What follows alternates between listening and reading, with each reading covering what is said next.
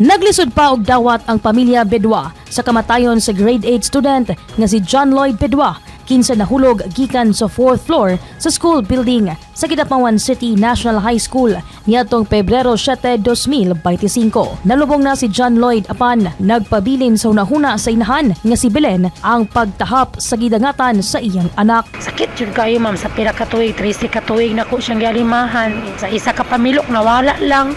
Nakaroon kung parte sa akong anak isgutan ma'am, mutulo dyan akong luha ma'am. Sakitan dyan ko.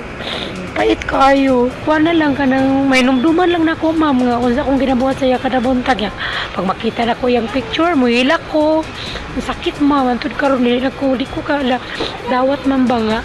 Sa inahitabo sa akong anak, blanco pagid ko ma'am. Dili usab makahimo si Belen sa pagtan-aw sa CCTV footage sa pagkahulog sa iyang anak. Dili na ko kaya ma'am tan-aw ng CCTV pero naaman daw ma'am kung anak man to si Ma'am Rose nga kung gusto daw ko mo tan-aw sa CCTV adto lang daw dito pero dili na ko kaya ma'am nga tan-awon kay sakit kayo ma'am nabaw na nga makita na ko ang mga panghitabo dili na ko kaya gid ma'am dili na ko kaya. Una nang migula sa investigasyon sa KIDAPAWAN City PNP nga walay foul play nga nahitabo kang John Lloyd apan dili kumbinsido ang iyang inahan. Dili sab motuo si Belen nga dunay gibati nga sakit ang iyang anak nga sukwahi sa nanggawas nga istorya nga nagsakit ang ulo niini una nahitabo ang insidente. Wala man ko'y na kuanan jud ma'am nga nagreklamo siya nga masakit akong ulo kay kung nagreklamo lang gid siya mga sakit yang ulo atong higayuna.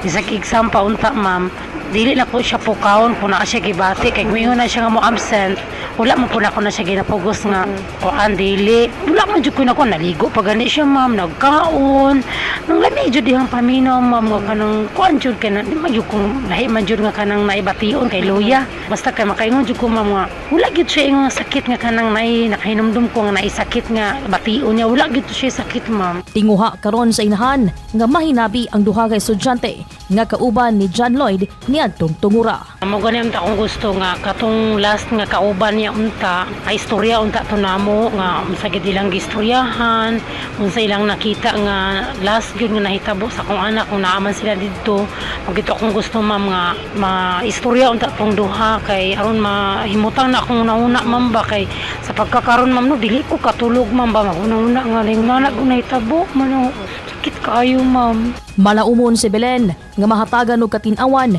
ang tinuod nga nahitabo kang John Lloyd. Nagpasalamat usab ang pamilya Bedwa sa tanan nga nitabang kanila sa panahon sa kasub-anan. Daiza Libong, Newsline Philippines, Province of Cotabato. Stay safe.